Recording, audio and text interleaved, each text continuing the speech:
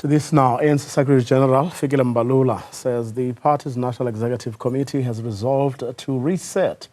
the GNU. He was briefing the media at Luthuli House in Johannesburg today following the NEC's meeting at the weekend. The decision comes as the government of national unity has been beset by internal challenges over the past few months. Let's get some perspective now from political analyst Hlumelo Xaba. A very good afternoon to you, Mr. Xaba. Thanks very much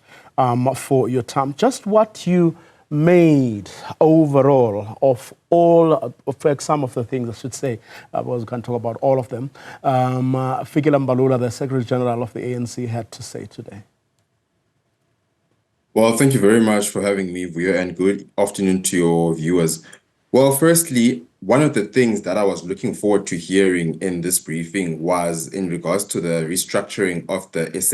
how the SACP and the ANC's alliance is going to be restructured, as well as the annexation of the GNU in its current form by inviting other political parties. And it came as no surprise to me when Fikile Mbalula said that one of the things that they are considering currently, well, when he said that the SACP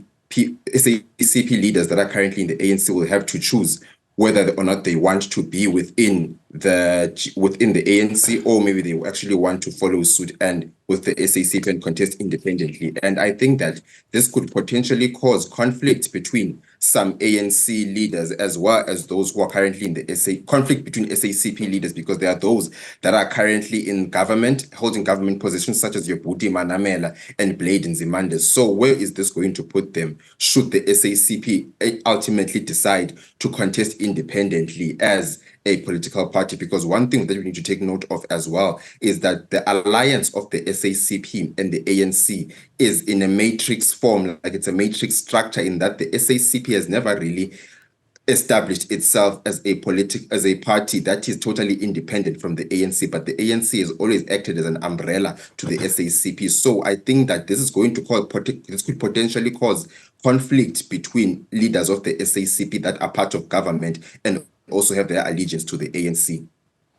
Do you think there would be prizes for guessing where a Gwede Mandashe or a Thulas Nxesi, a Blade Nzimande, a Buti Manamela would go, given a choice between the two?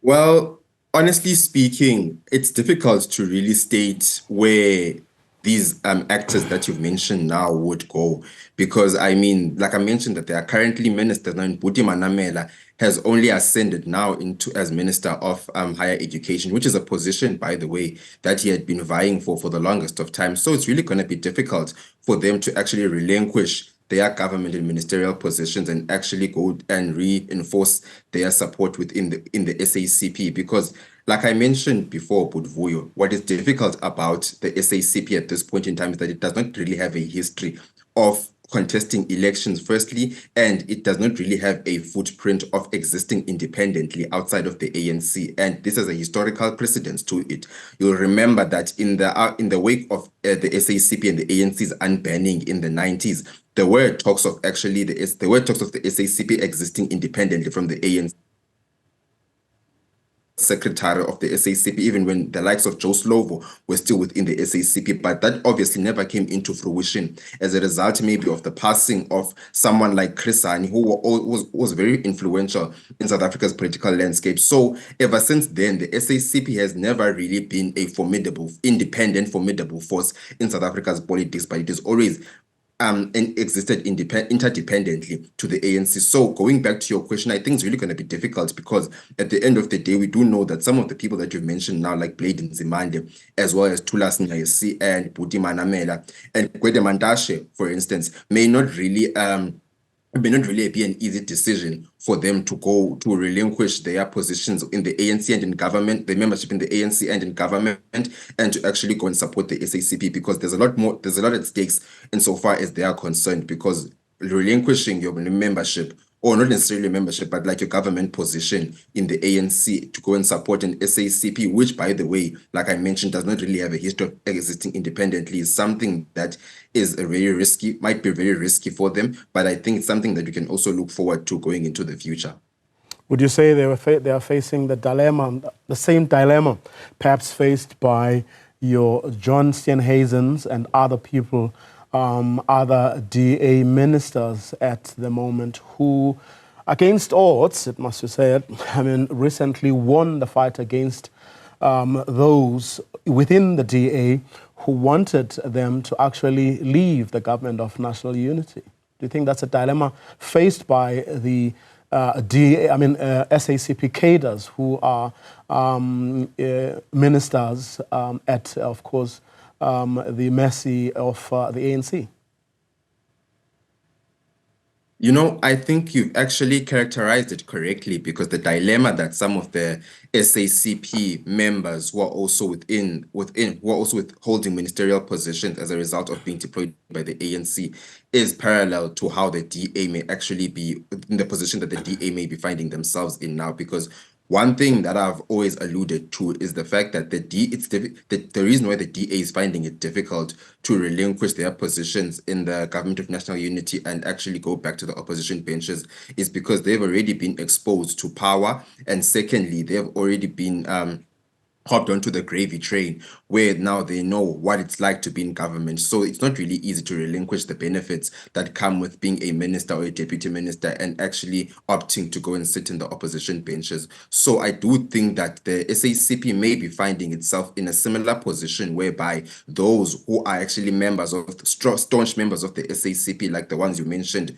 just a while ago, may be finding themselves in the same position, in that it may not really be easy for them to actually give up their ministerial positions and go and support the SACP, because there's no guarantee of whether or not the SACP may have a national footprint or maybe a leading figure in society like the ANC is now. We've seen a lot of splinters coming out of the ANC, and none of the splinter parties that have actually exited the ANC have really found themselves in the higher echelons of power, whether in local government or in the provincial legislatures, even in the National Assembly. For instance, the EFF now, I think it's only in the recent past whereby they've actually found their way in some coalition arrangements in the metros. Even with the party like the MK such as the MK party, they have not really found themselves in any levers of power in any sphere of government. So I think thinking of such scenarios may actually make them to think twice as to whether or not it's the correct decision for the SACP and the ANC to part ways, because there's a lot at stake, and there's a lot that is at risk for the people that have always been in government representing the ANC. Because as much as the SACP may claim that it exists independently, but it's the ANC that is a more dominant factor or dominant figure in this alliance. So I think that if you look at it from that perspective, it may be difficult for people like Gwede Mandashe and people like Blade Nzimande to relinquish their positions in government and actually go and support the SACP. I was going to ask you about what you think of how Fikile Mbalula laid into the DA and what you thought of that, but unfortunately we have run out of time. I have to thank you, Hlumelo Xaba, political analyst, speaking to us there on the back of that briefing by Fikile Mbalula, Secretary-General of the ANC.